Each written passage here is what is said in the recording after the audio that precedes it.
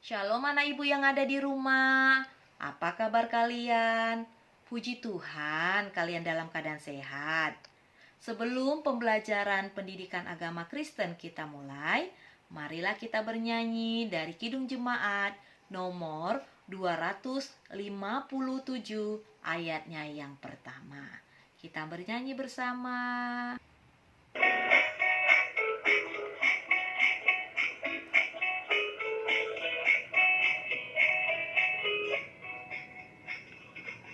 Aku gereja, kau pun gereja, kita sama-sama gereja. Dan pengikut Yesus di seluruh dunia, kita sama-sama gereja.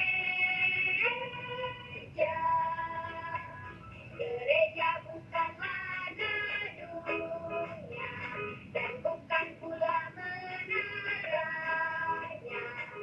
Bukalah pintunya, lihat di dalamnya, gereja adalah orangnya. Aku gereja, kau pun gereja, kita sama-sama gereja. Dan pengikut Yesus di seluruh dunia, kita sama-sama gereja. Gereja bukanlah gedungnya, dan bukan pula menaranya. Bukalah pintunya, lihat di dalamnya, gereja adalah orangnya. Mari kita berdoa. Bapa di dalam kerajaan surga, kami sungguh bersyukur buat penyertaan Tuhan. Hingga hari ini kami boleh bersama-sama belajar pendidikan agama Kristen. Berikan kami hikmat kepintaran daripada Tuhan, sehingga kami boleh mengerti, memahami pembelajaran pada pagi hari ini. Inilah kami Tuhan, ampunkan segala dosa pelanggaran kami, seperti kami mengampuni orang yang bersalah kepada kami. Ajari kami Tuhan dari awal, pertengahan, hingga berakhirnya pembelajaran ini. Hanya di dalam nama Tuhan Yesus kami berdoa mengucap syukur. Amin. Ibu akan menjelaskan pelajaran bab 1 yang berjudul Gereja sebagai umat Allah yang baru. Bahan Alkitabnya yang tertulis dari Kisah Para Rasul pasal 2 ayat 1 sampai ayat 47. 1 Petrus 2 ayat 9 sampai ayat 10. Yeremia 31 ayat 31 sampai 34. Ayo kita buka sama-sama Alkitabnya. Ibu akan bacakan buat kalian semua. Kisah Para Rasul 2 ayat 1 sampai ayat 47. Beginilah firman Tuhan. Ketika tiba hari Pentakosta, semua orang percaya berkumpul di satu tempat. Tiba-tiba turunlah dari langit suatu bunyi seperti tiupan angin keras yang memenuhi seluruh rumah di mana mereka duduk, dan tampaklah kepada mereka lidah-lidah seperti nyala api yang bertebaran dan hinggap pada api yang ada di mereka masing-masing. Maka penuhlah mereka dengan Roh Kudus, lalu mereka mulai berkata-kata dalam bahasa-bahasa lain seperti yang diberikan oleh Roh itu kepada mereka untuk mengatakannya. Waktu itu di Yerusalem diam orang-orang Yahudi yang saleh dari segala bangsa di bawah kolong langit. Ketika turun bunyi itu, berkerumunlah orang banyak. Mereka bingung karena mereka masing-masing mendengar rasul-rasul itu berkata-kata dalam bahasa mereka sendiri. Mereka semua tercengang-cengang dan heran, lalu berkata, "Bukankah mereka semua yang berkata-kata itu orang Galilea? Bagaimana mungkin kita masing-masing mendengar mereka berkata-kata dalam bahasa kita sendiri, yaitu bahasa yang kita pakai di negeri asal kita? Kita orang Partia, Media, Elam, penduduk Mesopotamia, Yudea, dan Kapadokia, Pontus dan Asia, Frigia dan Pamfilia, Mesir dan daerah-daerah Libya yang berdekatan dengan Kirene, pendatang-pendatang dari Roma, baik orang Yahudi maupun penganut agama Yahudi, orang Kreta dan orang Arab. Kita mendengar mereka berkata-kata dalam bahasa kita sendiri tentang perbuatan-perbuatan besar yang dilakukan Allah. Mereka semuanya tercengang-cengang dan sangat termangu-mangu sambil berkata seorang kepada yang lain, "Apakah artinya ini?" Tetapi orang lain menyindir, mereka sedang mabuk oleh anggur manis. Khotbah Petrus. Maka bangkitlah Petrus berdiri dengan ke-11 rasul itu, dan dengan suara nyaring ia berkata kepada mereka, "Hai kamu orang Yahudi dan kamu semua yang tinggal di Yerusalem, ketahuilah dan camkanlah perkataan ini. Orang-orang ini tidak mabuk seperti yang kamu sangka, karena hari baru pukul 9.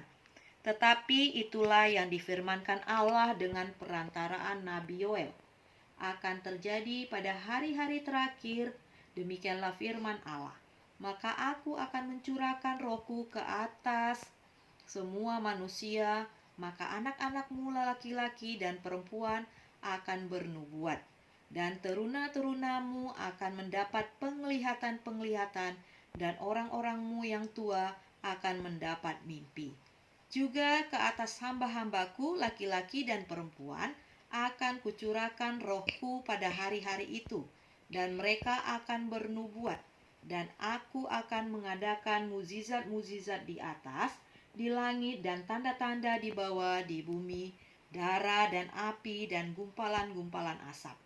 Matahari akan berubah menjadi gelap gulita, dan bulan menjadi darah sebelum datangnya hari Tuhan, hari yang besar dan mulia itu. Dan barang siapa yang berseru kepada nama Tuhan akan diselamatkan. Hai orang-orang Israel, dengarlah perkataan ini. Yang aku maksudkan ialah Yesus dari Nazaret, seseorang yang telah ditentukan Allah dan yang dinyatakan kepadamu dengan kekuatan-kekuatan dan mukjizat-mukjizat dan tanda-tanda yang dilakukan oleh Allah dengan perantaraan Dia di tengah-tengah kamu, seperti yang kamu tahu. Dia yang diserahkan Allah menurut maksud dan rencananya telah kamu salibkan dan kamu bunuh oleh tangan bangsa-bangsa durhaka. Tetapi Allah membangkitkan Dia dengan melepaskan Dia dari sengsara maut, karena tidak mungkin Ia tetap berada dalam kuasa maut itu.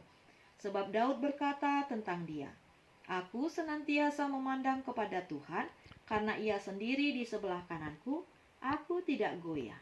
Sebab itu hatiku bersuka cita dan jiwaku bersorak-sorak, bahkan tubuhku akan diam dengan tentram, sebab Engkau tidak menyerahkan aku kepada dunia orang mati, dan tidak membiarkan orang kudus-Mu melihat kebinasaan.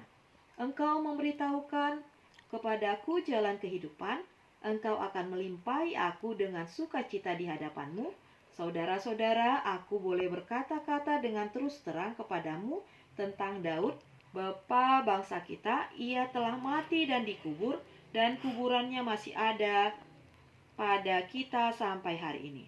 Tetapi ia adalah seorang nabi dan ia tahu bahwa Allah telah berjanji kepadanya dengan mengangkat sumpah bahwa ia akan mendudukkan seseorang dari keturunan Daud sendiri di atas tatahnya.